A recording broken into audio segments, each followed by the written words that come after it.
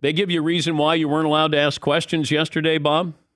They didn't say you couldn't, Dan. It's just that I think I was the first one to ask, and Kyler wasn't having it.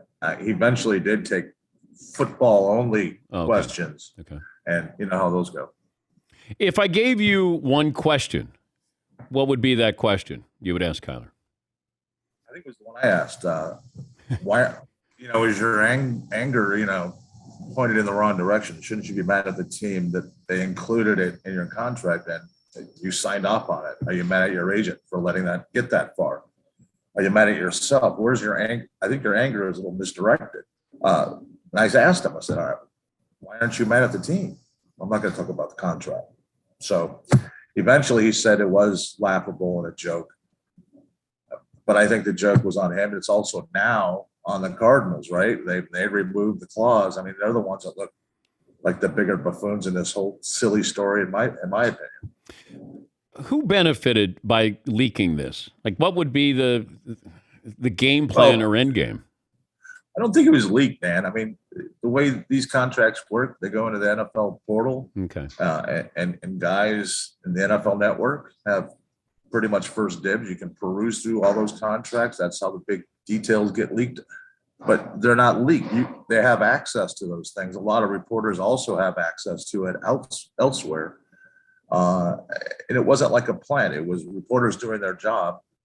Everybody wants to know what details are in there in terms of bonuses and guarantees. And that, wow, wait, look at this. And wait, there's a baseball clause. Good. Okay, what else?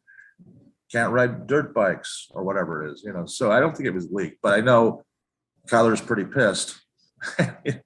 But I think he talked to us yesterday knowing it already had been removed, which is bizarre to me. Because the problems still exist, I'm guessing, Bob, that he needs to study more. This was something that was kind of I'm not going to say an unkept secret, but it was there, that his commitment to football, that, I didn't know to this detail, but as far as covering this team, how prominent was this possibility or this story or this, that Kyler's game plan of what he does each week?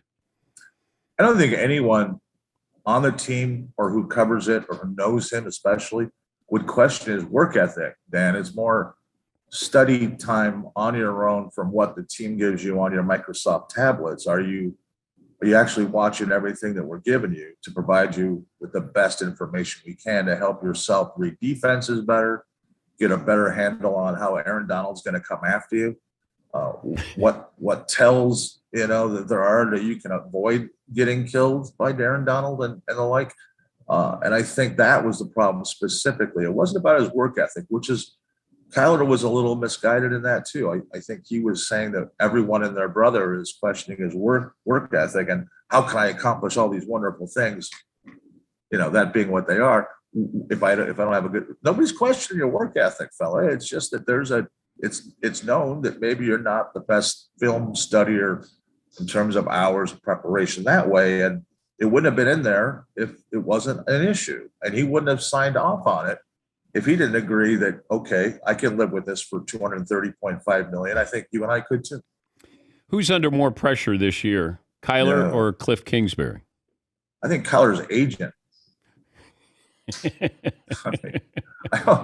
I mean, that's a big cut of money, and he could be cutting you loose. I don't think that'll happen. I think they slogged through a lot of animosity and negativity, and Kyler threw his agent under the bus a little bit at his initial news conference. But yeah, I'll tell you this, Dan. Kyler and Cliff both got 5-year extensions. All right, Kyler's going to be through 2028 though, so I'm guessing the pressure is more on Kingsbury. Usually get rid of the coach before you get rid of the quarterback. But in this case, they locked Steve Keim, the GM, and the head coach up through 2027. I don't think anybody's really on the hot seat. They're both under pressure.